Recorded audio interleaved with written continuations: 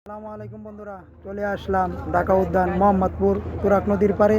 আমার সাথে আছে জনপ্রিয় ফেসবুক কন্টেন্ট ক্রিয়েটর রাজনীতিবিদ জামাল ভাই। এই যে দেখেন জামাল ভাই সম্ভবত মোহাম্মদপুরে থাকেন। সাবেক আদাবর থানার স্বেচ্ছাসেবক আহ্বায়ক এবং বর্তমানে 100 নম্বর ওয়ার্ড বিএনপির সাধারণ সম্পাদক এবং পরিপূর্ণ একজন রাজনীতিবিদ। ওনার যে সবাই আমাদের কথাগুলো, জন্য দোয়া করবেন। তাজুল ভাই অনেক দূর থেকে আসছে, অনেক অনেক ধন্যবাদ তাজুল ভাইকে। জায়গাটার নাম কি নামা ভাই? ঢাকা উদ্যান মোহাম্মদপুর নদীর পার। আমাদের সাথে আছে আমাদের তারাইলের, আমাদের একই এলাকা, আমাদের বাড়ি তারাইল, ইঞ্জিনিয়ার জাকিরুল ইসলাম বাকি। উনি খুব পরিচ্ছন্ন একজন রাজনীতিবিদ। তো বাকি ভাই কি অবস্থা, এমন পরিবেশ কেমন আছি? আলহামদুলিল্লাহ, আমরা এই মুহূর্তে আছি মোহাম্মদপুর ঢাকা উদ্যান লেকপাড়ে। নদীর একটা আমরা ভিউ পাচ্ছি, খুবই সুন্দর চাকচিক্যময় পরিবেশ দেখতেই পাচ্ছেন। আর তাজুল ভাই হচ্ছে একজন মিশুক মানুষ, সবার সাথেই খুব ইজিলি মিশতে পারে।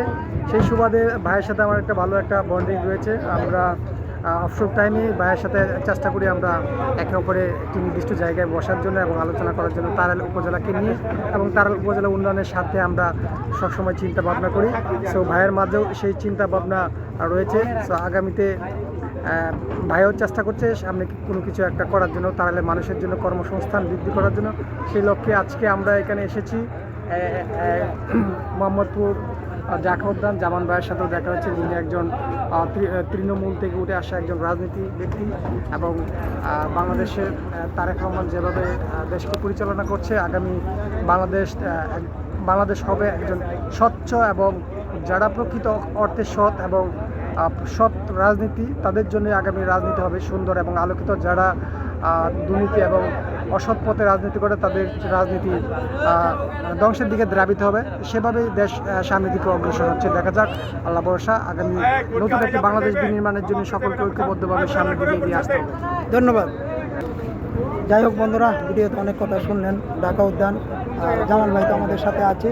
সব মিলে রাজনীতি হবে সুন্দর জনগণের জন্য, ঠিক নাকি জামাল ভাই? অবশ্যই বেশি শক্তি এবং সন্ত্রাস এবং চাঁদাবাজ, কিশোর গ্যাং, এটা নির্মূল করার জন্য আমাদের যা যা করণীয় আছে, আমরা আমাদের মাননীয় মন্ত্রী মহোদয়ের সাথে আলাপ আলোচনা করেছি। প্রশাসনের সাথেও গতকালও আমরা একটা মিটিং করেছি, কিভাবে সন্ত্রাস নির্মূল করা যায়। আমরা এই পদক্ষেপ গ্রহণ করবো ইনশাল্লাহ। অচিরেই ঢাকা 13 আসন সন্ত্রাস মুক্ত হবে। সবাইকে ধন্যবাদ। আসসালামু আলাইকুম। ধন্যবাদ প্রিয় জামাল ভাই, ধন্যবাদ ইঞ্জিনিয়ার জাকিরুল ইসলাম বাকি ভাইকে, অসংখ্য ধন্যবাদ। ধন্যবাদ আপনাদের সবাইকে। সবাই ভালো থাকবেন, সুস্থ থাকবেন, দেশকে ভালোবাসবেন, দেশের প্রতি সবাই ভালোবাসা দিবেন।